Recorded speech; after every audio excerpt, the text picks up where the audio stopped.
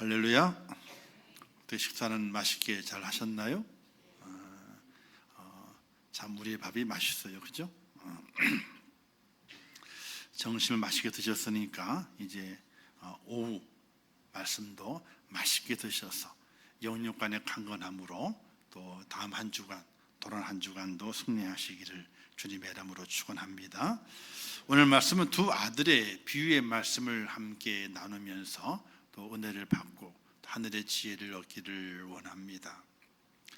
오늘의 비유의 말씀은요, 여기 이제 읽은 말씀에 국한된 것이 아니라 그 앞에 예루살렘에 예수님께서 입성하시고 그 다음날 아침에 다시 들어가 보게 되니까 무화과 나무를 만나게 되고 또 그 무화과 나무에 과실이 없어서 저주하시게 되고 나올 때 보게 되니까 그 무화과 나무가 바싹 말라 있게 되는 그 일을 보게 됩니다. 예수님의 이런 그 행위, 이렇게 행하시는 모습을 바라보고 대제사장과 또 백성들 장로들이 이런 이야기를 하게 되죠. 23절 말씀이 있게 되는데 무슨 권위로 이런 일을 하느냐, 무슨 권위로 이런 물음을 예수님께 던지시게 됩니다. 근데 예수님께서 그들에게 대답을 해봐야 믿지 않을 것이 뻔히 알기 때문에 이렇게 다시 물으십니다. 나도 한 말을 너에게 물을 것인데 나도 너희가 대답하게 되면은 내가 무슨 권위로 이와 같은 일을 하는지 너에게 알려주겠다라고 되물으시게 됩니다. 누구 묻냐면 세례 요한에 대해서 묻습니다. 이 세례 요한이 하늘로부터 온 것이냐 아니면 사람에게로부터 온 것이냐 두 질문을 하게 됩니다. 근데 그들이 대답을 못합니다. 왜? 어떤 대답을 하더라도 자신의 잘못된 것이 드러나기 때문에 대답을 못하는 겁니다. 만약에 사람에게서부터 왔다라고 말하게 되면요, 몰매를 맞아요. 왜? 일반 유대 사람들이 세례 요한을 가리켜 세례 요한이야말로 참 선지자라 이렇게 그를 따르는 이들이 아주 많았거든요. 그렇기 때문에 세례 요한이 사람으로부터 왔다 이렇게 말하게 되면 유대인들에게 아주 혼군형이 나게 됩니다. 그런데 하늘로부터 왔다라고 하게 되면요, 세례 요한의 말을 이 바리새인이나 종교 지도자들이 믿지 않았거든요. 또 그가 헤롯에게 넘겨져 가지고 죽임을 당할 때까지도 아무것도 하지도 않았어요. 하늘로부터 온 선지자라면은 그 말을 들어야 됐었고 세례 요한이 위기를 만났을 때 그를 구명하기 위해서 노력을 해야 되는데 아무것도 하지 않았어요. 그러니까 이 바리새인들이 종교 지도자들이 입이 있지만요 답을 못하는 거예요. 사람으로부터 왔다라고 하게 되면 유대의 백성들에게 몰매를 맞을 것 같고 하늘로부터 왔다 그러게 되면은 왜 세례 요한의 말을 듣지 않느냐, 또 위기에 처했을 왜 구명하지 않느냐 이런 또 말을 들을 수 있기 때문에 자신들의 잘못이 드러나거든요. 그러니까 아무 말도 하지 못해요. 그러자 예수님께서 너희들이 대답할 말이 없구나.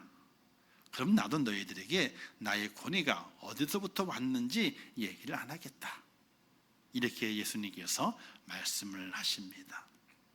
자, 그런데 그 질문 이후에 예수님께서 이렇게 말씀하시게 됩니다. 너희의 생각이 어떠한지 모르겠지만은 그러나 너희들이 알아야 할 것이 있다. 예수님의 권위에 대한 문제가 아니라 지금 너희들이 깨달아야 할 진리가 있다. 그러면서 이제 두 아들의 비유를 말씀하시게 되는 겁니다. 사랑하는 성도 여러분, 하나님의 말씀을 누가 전하든지, 그렇죠? 어린아이가 전하든지 아니면 안진뱅이가 전하든지 아니면 입이 어눌한 자가 전하든지 하나님의 말씀을 전하게 될 때는요, 그 말씀이 하나님의 말씀인 줄 알고 들어야지, 듣고 순종을 해야지 그 사람의 형편과 처지와 생김새와 어떤 그것을 보고 이 사람은 아닐 거야, 아니야, 또 저 사람은 맞을 거야 이렇게 나누는 그 모습은 절대로 옳지 않다는 겁니다. 그래서 이런 말씀도 하시게 돼. 너희들이 광야에 뭐하러 나갔더냐? 광야에 있는 갈대를 보러 나갔더냐? 갈대를 보러 나갔더냐? 아니면 좋은 옷을 입은 자를 보러 나왔더냐? 좋은 옷을 입은 사람은 궁궐에 있으니까 궁궐로 가라. 궁궐로 가라. 이렇게 말씀하셨거든요. 즉 하나님의 말씀이 선포되는 그 자리에서 그 말씀을 어떻게 들어야 되느냐? 어디에 권위를 두고 그 말씀을 들어야 되느냐? 사람의 모양과 형편과 인기의 바탕을 두고 듣는 것이 아니라 하나님의 말씀은 하늘로 내려온 말씀으로 우리가 받게 될 때에 거기에 능력이 있고 거기에 권위가 있고 하나님의 축복이 있다는 사실을 예수님께서 말씀하시기 위한 것이거든요. 그러면서 누가 진리 안에 거하게 되냐, 그 진리를 말씀하시게 될 때에 두 아들의 비유를 말씀하시게 됩니다. 그래서 그 두 아들의 비유는 이렇습니다. 이 사람에게 포도원이 있었습니다. 그 포도원이 있는데 그 포도원 농장에 아들을 보내서 일을 시켜야 됐던 것입니다. 그래서 그 아버지가 두 아들이 있는데 첫째 아들에게 말합니다. 얘야, 포도원에 가가지고 오늘 일 좀 해야 되겠다. 그랬더니 큰아들이 예 알겠습니다 대답은 크게 했어요. 근데 갔어요 안 갔어요? 안 갔어. 앞에서 대답은 크게 해놓고 안 가는 거예요. 자, 그런 아들이 있고 둘째 아들이 있어가 둘째 아들에게도, 그러니까 첫째 아들 이렇게 얘기를 했고 갈 줄 알고 그냥 간 겁니다. 예했으니까. 둘째 아들이 가가지고 말하기를 예 둘째 아들아 네 형이 간대더라. 포도원 가서 일을 한대. 너도 따라가서 일을 하면 좋겠다. 포도원에 가거라. 그랬더니 싫어요. 안 가요. 아버지 마음이 상했어. 근데 나중에 결과를 보게 되니까 큰아들은 포도원에 가지 않았는데 아버지가 가라 그랬지만 가지 않겠다고 말했던 그 둘째 아들은 어떻게 했어요? 오늘 말씀해 보게 되니까 이렇게 말씀했어요. 그 후에 뉘우치고 갔더라. 자, 이때 주님께서 이 바리새인들에게 묻습니다. 자, 이 두 아들이 있는데 이 두 아들 중에 누가 아버지의 뜻대로 행한 자이겠느냐 이렇게 묻게 되니 그들이 말하기를 당연히 둘째 아들이지요. 둘째 아들이지요. 그때 예수님께서 이제 그 다음에 그 비유를 떠나서 현재 지금 이스라엘 땅 안에 있는 하나님의 백성들 속에서 그들 속에 누가 하나님의 말씀을 듣고 그 말씀을 듣는 하나님의 자녀이겠느냐 이 비유로 다시 넘어가시게 됩니다. 우리는 이 비유 속에서 무엇을 깨달아야 될 것인가? 과연 하나님의 아들이 되고 천국 본향에 들어가서 왕의 그 권위와 그 능력을 행할 자가 누가 되겠느냐는 것을 깨달아 갈 수 있어야 됩니다. 예수님은 어떤 목적이었느냐? 그 목적을 설명하시게 되죠. 예수께서 이르시되 내가 진실로 너희에게 이르노니 세리들과 창녀들이 너희보다 먼저 하나님 나라에 들어가리라. 요한이 의의 도로 너희에게 왔거늘 너희는 그를 믿지 아니하였으므로 세례와 창기는 믿었을 때 너희는 이것을 보고도 끝내 뉘우쳐 믿지 아니하였도다.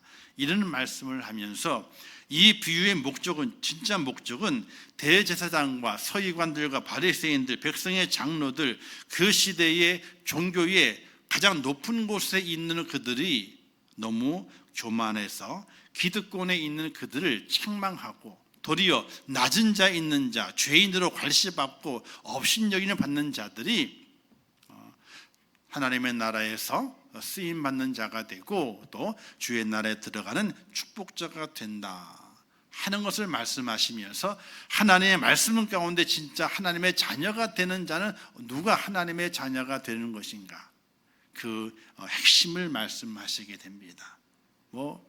뒤에도 말씀이 있지만은 결론적으로 보게 되면요, 하나님의 말씀을 듣고 행하는 자가 하나님의 나라에 들어가서 그 영광을 누릴 자가 된다는 것을 말씀하시게 됩니다. 이 비유에서 첫 번째 마다든 누구를 가리키든 그 당시에 영적 지도자였던 대제사장이나 바리새인들이나 서기관들 또는 백성의 장로들을 지칭하게 됩니다. 그들에게 놀라운 특권이 주어져 있습니다. 모든 제사는 이들을 통해서만 가능합니다. 모든 율법의 말씀은요 그들을 통해서만 배워야 됩니다. 종교적인 권위를 행사합니다. 아주 근엄합니다. 그리고 모든 존경은 그들이 다 받습니다. 그런데 그들은 실제로 그 마음 깊은 곳에는요 하나님의 뜻과는 상관이 없었습니다. 즉 그들이 종교적 신앙적인 면에서는 어떤 면에서는 높은 자입니다. 많은 존경을 받게 되고 또 모든 제사와 종교 행사는 그들이 아니면요 집례가 되질 않습니다. 그런데 그들의 마음은 하나님의 마음과는 동떨어져 있다는 것이, 유대 지도자들, 그 외식하는 제사장들은 근사하게 예배하고 찬송을 기도하며 제사 드리는 일을 다 잘합니다. 제사를 잘 드리죠. 또 율법을 얼마나 잘 지켰기에 일주일에 2번을 금식하고 11조를 잘 드리고 그리고 구제도 열심히 하고 그들을 보게 되면 종교 신앙생활 속에서 엄청나게 잘하고 있는 그들의 모습을 이야기합니다. 그러니까 실상은 하나님께서는요 그들을 인정하시지 않게 된 모습을 성경을 통해서 보게 됩니다. 앞에서는 잘하지만은 뒤에서는 잘 못하게 되는, 겉으로는 잘하는 것처럼 보이지만 그 마음은 하나님의 마음과는 거리가 먼 그들의 상태를 예수님께서 지적을 하시게 되는 것입니다. 그들은 절대적으로 회개하지 않습니다. 강팍한 마음입니다. 절대적 말씀만 해서 깨닫지 못합니다. 자신들의 우월성을 이야기하고 자신들의 종교성만을 내세워서 그 마음이 강팍해져 있는 그 마음, 죄와 허물로 가득 차 있는 그 마음을 주님께 내려놓고 회개하지 않습니다. 오늘 우리들에게도 그런 마음들이 있을 수 있습니다. 예를 들어 나는 이만큼 하면 돼. 나보다 더 잘하는 사람이 어디 있어? 나만큼만 해보라 그래. 나만큼만 해보라 그래. 그런 마음을 가질 때가 참 많이 있습니다. 우리는 잘할 수 있는 마음과 은혜를 주신 것이 나의 자랑이 아니라 하나님께서 내게 베푸신 은혜였음을 고백하고 더 잘하지 못함을 하나님 구하고 회개하면서 더 잘할 수 있는 모습으로 변화돼 가는 나를 발견해야 되는데, 나만큼만 해보라 그래 하는 거기에 머물러 있는 우리들의 모습을 발견낼 수 있어야 됩니다. 신앙은요 날마다 발전되어져 가야 됩니다. 그래서 우리 이런 말씀하잖아요. 변은 어떻게 해야 고개 숙인다고요? 익어야 고개를 숙인답니다. 익지 않은 변은요 거두질 못해요. 그렇죠? 익지 않은 변은요 창고에 들일 수가 없습니다. 익어야만이 들여지게 되는데 익은 곡식은 다 고개를 숙인다 그랬어요. 바로 이와 같이 우리의 마음이 하나님의 뜻을 깨닫고 하나님의 마음을 알아 하나님이 기뻐하시는 것이 무엇인지를 찾아서 행하는 자가 되게 될 때에, 그때에 하나님의 나라의 영광의 주인공이 될 것을 말씀하게 됩니다. 그 두 번째 사람을 이야기하게 되죠. 세리와 창기를 이야기하게 됩니다. 그 당시에 예수님께서 말씀하시는 과정 속에서 그 시대의 최고의 죄인의 대표자는요 세리와 창기예요. 세리들은요 오늘날에는 그렇지는 않죠. 오늘날에는 거의 전산화가 되어 있기 때문에 큰일 납니다. 옛날에는요 수기를 썼어요. 그렇죠? 저가 젊을 때만 해도 세무서 공무원이 수기를 썼어요. 이렇게 가지고 세무서의 펜대 하나에 점 하나 찍는 것 따라가 세금이 확 달라져요. 점 하나가 뭔지 아시죠? 3개마다 점 찍잖아요. 그죠? 그걸 딱 하나 딱 치면요 아주 그냥 세금이 엄청나게 없어지잖아요. 지금은 다 전산이기 때문에 그렇게 장난을 못 치죠. 어쨌든 그 당시에도 그렇습니다. 세리는요, 자기들에 의해서 세금이 부과되게 되고 또 부과된 그 세금을 자기 마음대로 주물 수가 있어요. 로마에다가는 얼마만 바치면 되고 나머지는 많이 거두면요 자기 것이 많아지게 되는 그런 구조입니다. 그래서 그 당시 세리를 가리켜서 말하기를 폭행자이며 착취자이며 허락받은 강도라고 지칭할 정도로 그렇게 죄인이었어요. 그리고 창기는 오늘날 마찬가지로 가장 천하게 보여지는 직업의 사람들입니다. 그래서 그 당시의 죄인의 대표자는 세리요 창기라 이렇게 말했습니다. 그런데 이 예수님 말씀하시기를 이 세리와 창기가 너희들보다도 하나님 나라에 들어간다는 거예요. 너희들보다도. 왜 세리와 창기가 하나님 나라에 들어가게 되느냐? 그들이 더럽고 추하고 죄인이기 때문에 들어가느냐? 아니, 죄인은 못 들어갑니다. 죄인이기 때문이 아니라 죄인이지만 그들이 뭐가 있는 겁니까? 깨달음이 있었던 거예요. 잘못을 구하는 회개가 있었다는 사실입니다. 바로 둘째 아들 이야기하게 됩니다. 아버지가 포도원에 가라 말씀했습니다. 근데 싫어요. 이거는 죄를 짓는 거죠. 아버지의 말씀에 거역하는 것이기 때문에 죄를 짓는 겁니다. 근데 그 죄에 지은 둘째 아들 가만히 생각해 보게 되니까 야, 내가 지금 아버지의 말씀에 거역했네. 이거 잘못된 거네 이거. 내가 바쁘더라도 아버지의 말에 순종해야지. 아유, 잘못됐구나. 얼른 빨리 포도원에 들어가자. 이러러 갔어요. 큰아들은 말로 대답해야만 아버지가 기뻐하니까 예를 먼저 한 겁니다. 근데 그 다음에 행동은 아버지의 말은 아버지의 말이고 나는 나다. 나는 나예요. 그래서 한 것을 만족하고 포도원에 가지 않은 거예요. 즉 자신이 아버지 앞에도 예했으니까 아버지의 마음을 기쁘게 했다 이거예요. 아버지의 말씀에 순종했잖아요. 기쁘게 했다 이거예요. 그러니 그 다음은 어떻게 돼요? 그걸로 만족하는 거예요. 내가 했으니 아버지의 마음이 기쁘지 않습니까? 아버지는 그것을 만족하세요. 그리고 자기의 생활에 빠져서 아버지가 예는 했지만은 옮기지 않은 겁니다. 그러나 둘째 아들은요, 하지 못해서 싫어요. 못 가요. 내일이 바빠요. 그렇게 해놓고 가만히 생각해 보게 되니까 아버지의 말에 불순종해서 하는 것이 너무나 미안한 거예요. 죄송스러운 거예요. 아이고, 내가 잘못했구나. 밭에 가자, 야. 그래, 밭에 갔어요. 바로 세리와 창기와 그와 같다는 겁니다. 하나님의 말씀을 듣고 그들은 처음에는 말씀을 받아들이지 못합니다. 왜 우리가 죄인이야? 내 환경과 여건 때문에 난 어쩔 수 없이 이렇게 살아가야 됐던 것뿐이지 내 마음은 그렇지 않아. 자기의 죄의 지형을 부인했지만 그러나 말씀을 듣고 또 듣다 보게 되니까 야, 내가 잘못한 거구나. 그리고 통에 자복하고 회개한 세리와 이 창기들, 그들이 더 하나님 나라에 더 앞서갈 수 있는 영광의 주인공이 된다고 하는 것을 말씀하게 되는 것입니다. 사랑하는 성도 여러분, 오늘 우리의 삶 속에 나는 어떤 아들인가를 생각해 볼 수 있어야 됩니다. 과연 나는 어떤 아들인가? 그냥 앞에서 하고 대답을 하고 그 다음에는 내 마음대로 살아가는 아들인가? 앞에서는 못해요 했지만은 잘못했구나. 내가 새롭게 아버지의 말에 순종하고 할 것을 잘 해야 되겠구나. 돌이키는 아들인가를 생각해 볼 수 있어야 됩니다. 그런데 우리는 이 시대를 살아가면서 어떤 아들이 되어야 되겠는가를 생각해 봐야 됩니다. 그래서 셋째 아들이 되어야 돼요. 성경에는요, 맏아들, 차남 둘밖에 없잖아요. 그렇죠? 근데 막내 아들이 돼야 돼요. 어떤 막내 아들이 돼야 될 것인가? 제가 생각해 보니까요, 가만히 보니까 맏아들도 있고요, 둘째 아들도 있어요. 셋째가 가만히 보고 있다가 생각을 깊이 할 겁니다. 아니, 큰형이 잘못했네 저거. 저렇게 하면 안 되지. 왜 해놓고 안 가? 둘째 아들은 아니, 왜 안 간다고 또 가는 거야 또? 왜 마음이 왔다 갔다 그래? 내가 아버지의 칭찬을 받으려면 어떻게 하면 좋겠다?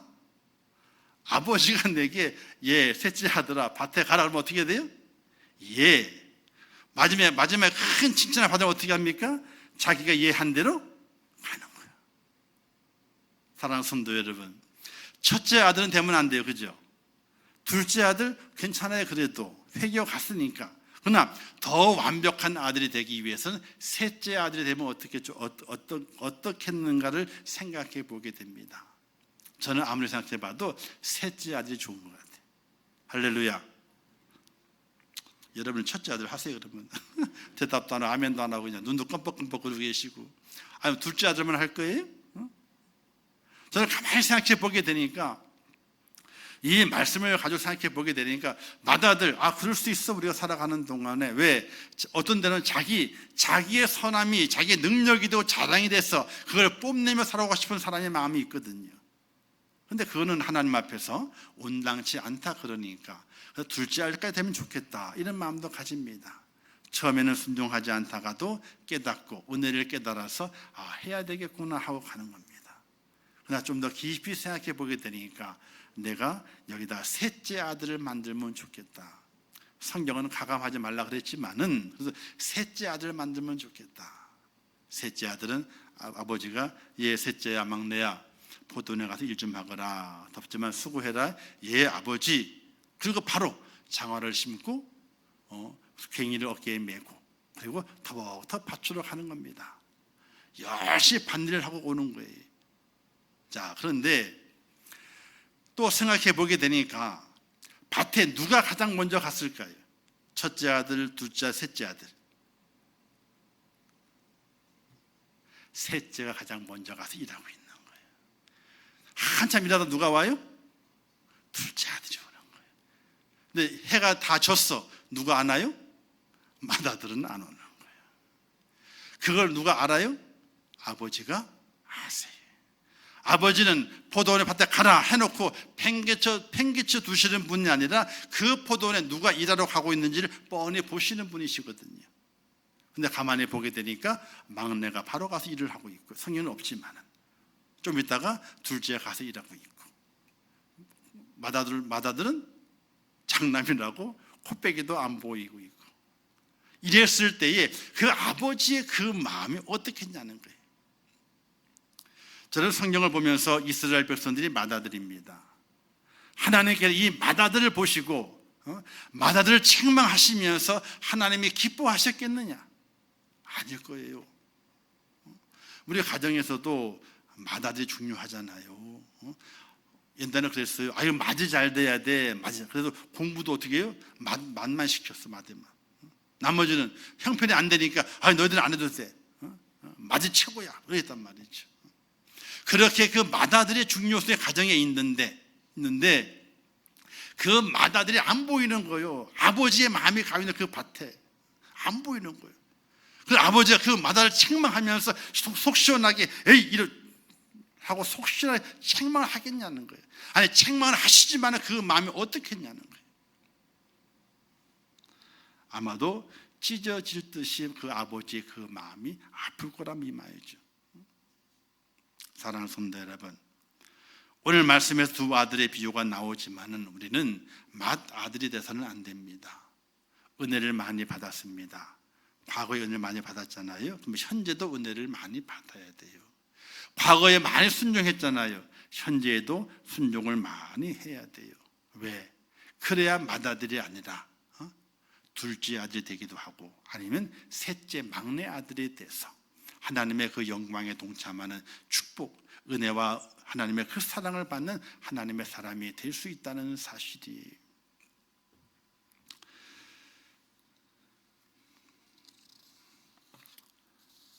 사랑하는 성도 여러분, 오늘 나는 과연 어떤 아들의 모습으로 주 앞에 세워져 있는지를 깊이 있게 생각을 하셔야 됩니다.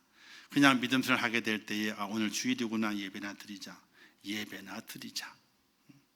야, 오늘 또 내가 예배 시간 안 나가게 되면 또 뭐라 그러겠지? 왜 안 나왔는지? 아이고, 그 소리 듣기 싫어. 그냥 나가자. 하나님의 말씀을 또 그 말씀을 내가 정말 순종하는 하기보다는 사람 때문에 외식적으로 순종할 때가 많이 있고, 또는 한다 그랬지만 하지 않은 적이 많이 있고, 오늘 우리는 그 모습들을 이 한 해를 보내면서 다 청산해 버려야 됩니다. 둘째 아들이 되기보다는 저는 여러분들이 정말 셋째 아들이 돼서, 막내 아들이 돼서 아버지의 말씀이 떨어졌을 때 예 대답하고, 떨어지는 그 순간에 그 몸은 바로 장화를 신고 있고 또 일할 옷을 입고 있고 어깨에 괭이를 딱 메고 아버지의 말이 떨어지는 그 순간에 바로 장화를 신고 뛰쳐나가기 때문에 아버지가 내가 밭으로 가는 뒷모습을 보면서 내 말에, 아버지의 말에 순종하는 그 막내 아들의 등을 보면서 야, 참 든든하다, 기쁨을 줄 수 있는 그런 막내 아들이 될 수 있기를 주님의 이름으로 축원합니다. 왜 그런가 하니 성경이 이렇게 말씀했습니다. 마태복음 7장에 보게 되니까 이런 말씀이 있습니다. 나더러 주여 주여 하는 자마다 다 천국에 들어가는 것이 아니요 다만 하늘에 계신 아버지의 뜻대로 행하는 자라야 들어가리라, 이렇게 말씀했습니다. 주여 주여 아멘 아멘 이게 아닙니다. 할렐루야 할렐루야 말로 하는 것이 아닙니다. 말의 순종이 아니라 말의 순종과 함께 행함의 순종이 있게 될 때에 하나님 나라에 들어간다고 분명히 말씀하고 있습니다. 또 누가복음 7장 46절에 이런 말씀이 있습니다. 너희는 나를 불러 주여 주여 하면서도 어찌하여 내가 말하는 것을 행하지 아니하느냐 라고 주님의 책망의 말씀이 있습니다. 주여 주여 따라 부릅니다. 아멘 아멘 합니다. 할렐루야를 외칩니다. 그러나 말에만 그칩니다. 말에 순종하면 그칩니다. 행함의 순종이 없습니다. 하나님께서는 행함의 순종까지 이루어지지 않으면 그것을 인정하지 않으신다는 사실입니다. 둘째 아들도 잘못은 있죠. 아버지가 가라 그랬는데 안 가요. 못해요. 이것도 불효거든요. 아버지의 말이 얼마나 아프겠습니까? 그죠? 어쩌면은요, 처음에는 맏아들보다 둘째 아들이 아버지의 마음을 더 상처를 확 낸 거란 말이에요. 그죠? 근데 맏아들은 간다 그랬잖아요. 처음에 앞에서는 아버지의 마음이 흐뭇할 거란 말이죠. 그죠? 나중에는 이름이 안 왔네 하고 마음이 아프겠지만은, 그죠? 둘째 아들이 면전 앞에서 안 가요. 못 가요. 싫어요. 이래 버리게 된 아버지의 마음이 어떻겠어요? 나중에 둘째 아들이 갔으니까 저는 그래도 깨닫고 갔구나 하고 흐뭇해할 망정, 처음 앞에서 얼마나 마음이 아버지가 힘들겠냐고요. 그런 우리는 하나님을 믿는 믿음의 사람으로서 하나님의 자녀로 하나님의 그 백성 섰을 때에 하나님의 마음을 처음부터 기쁘게 할 수 있는 하나님의 사람이 되면 얼마나 좋겠냐는 거예요. 말씀하셨을 때 예 아버지, 제게 일도 있고 힘들지만은 저도 지쳐 있지만은 아버지 말씀대로 한번 해보겠습니다 라고 걸어나가는 거예요. 그리고 그 밭에 가서 아버지의 밭을 열심히 일구어 가지고 하루 일과 잘 마치고 지쳐 돌아오게 될 때에 아버지가 그 아들을 어떻게 맞이하겠냐는 거죠. 오늘 우리는 그것을 우리의 삶 속에서의 모습으로 잠시 생각을 해봐야 됩니다. 내게 자녀들이 있는데 그 자녀들이 내가 말을 전하게 될 그 자녀를 어떻게 살아가고 있는가를 돌아보게 될 때에 어떤 아들이 칭찬받을 만한 아들이고 어떤 아들이 내 마음에 흐뭇함을 주는 아들인가를 깊이 있게 생각해 보면서 내가 하나님의 아들의 모습으로 자녀의 모습으로 살아가게 될 때에 어떻게 살면 좋을 것인가를 깊이 있게 생각을 비유로 함께 나누어 볼 수 있어야 된다는 사실입니다. 사랑하는 성도 여러분, 입술의 순종보다는 행함의 순종이 중요하고요, 더 좋은 것은 입술의 순종과 행함의 순종이 함께 있게 될 때에 그때 하나님을 더 기쁘시게 한다는 사실을 믿으시기를 주님의 이름으로 축원합니다. 그래서 오늘 우리 모든 이들이 그와 같은 모습의 사람이 되어야 됩니다. 나의 모습은 세리와 창경과 같습니다. 세상에 빠져 있고 하나님의 말씀을 어긋나 살아왔던 우리의 그 모습입니다. 그 모습은 우리가 더욱 깊이 있게 회개하고 통해 자복을 해야 됩니다. 그리고 하나님의 말씀의 뜻에 맞게 살아갈 수 있는 하나님의 사람으로 온전케 성숙되어져 있어야 됩니다. 그래서 2024년도 지나가기 전에 이 12월을 지나가면서 깊이 있게 생각하십시오. 내가 하나님 앞에 통해 자복해야 할 것이 무엇이 있는지 생각하시고 통해 자복하고 하나님 아버지, 제가 잘못했습니다 하고 용서를 구하고 하나님의 말씀대로 살아가겠습니다. 포도원에 가서 열심히 일하고 수고하고 땀을 흘리겠습니다. 이런 믿음의 행함 있는 순종을 통해서 하나님 나라의 주인공이 꼭 될 수 있기를 주님의 이름으로 축원합니다. 말에만 그쳐서는 안 됩니다. 우리가 아멘도 하고 할렐루야도 외치고 주여 주여도 외칩니다. 입술의 순종입니다. 입술의 순종만 가지고는 천국에 들어갈 수가 없습니다. 행함의 순종까지 함께 이루어져야 됩니다. 주여 주여 하는 자가 다 천국에 들어가는 것이 아니라고 말씀했고, 주여 주여 하는 자가 어떻게 내 말하는 것을 행하지 않느냐, 이런 책망도 우리가 받을 수 있다는 것을 기억하면서 입술의 순종과 함께 행함의 순종으로 영광의 자리를 차지하는 축복자가 꼭 될 수 있기를 주님의 이름으로 축원합니다. 기도하겠습니다. 하나님 아버지, 은혜를 감사합니다. 저를 사랑하셔서 오늘 오후 시간도 인도하시고 주 앞에 세우신 아버지 하나님, 오늘의 말씀을 잘 기억하고 우리의 마음에 깊이 새기는 축복자가 되게 하여 주시옵소서. 비유 속에서 말씀하신 첫째 아들, 둘째 아들을 봅니다. 어떤 아들이 돼야 되겠습니까? 그러나 이 비유 속에 나타나 있지 않지만 막내 아들도 있을 것입니다. 막내 아들은 입술의 순종과 행함의 순종을 함께 갖추었습니다. 오늘 이 시대 우리는 어떤 믿음의 사람이 되어야 되겠습니까? 회개하고 돌이켜 순종하는 하나님의 아들도 참 좋지만은 처음부터 순종하고 입술에 순종하고 행함의 순종까지 함께 이루어서 아버지의 마음을 처음부터 기쁘게 해드린다면 얼마나 큰 영광의 주인공이 되겠습니까? 하나님이 저희를 붙잡아 주시어서 연약함과 부족함과 나약함은 다 제거시키시고 하나님 아버지의 부르심 앞에 예 하고 대답하고 또 그 부르심 앞에 행동을 기대하는 그 아버지 앞에 행함으로 순종해서 그 아버지의 마음을 정말로 기쁘게 하는 믿음의 귀한 자녀가 될 수 있도록 은혜를 베풀어 주시옵소서. 예수님의 이름으로 기도하옵나이다. 아멘. 지금은 우리 주 예수 그리스도의 은혜와 하나님 아버지의 크신 사랑하심과 성령님의 감화 감동 위로 축복 교통하신 역사가 대강절의 시간을 보내면서 다시 오실 그 주님을 간절히 기다리며 이 마지막 때를 살아가게 될 때에 주의 뜻을 이루는 자가 되고 하나님의 말씀에 순종함으로 입술의 순종을 넘어서 행함의 순종까지 이루어 하나님의 마음을 기쁘시게 해드리기를 원하는 우리 임천교회 모든 성도들 머리 위에와 그들의 가정과 자녀들과 기도의 제목들 위에 또한 일터와 사업 위에 또 이 나라 이 민족 위에 온 지구촌 위에 또한 세계에서 복음을 전하시는 선교사들과 그 선교의 현장들 위에 이제부터 영원토록 함께 있을지어다. 아멘.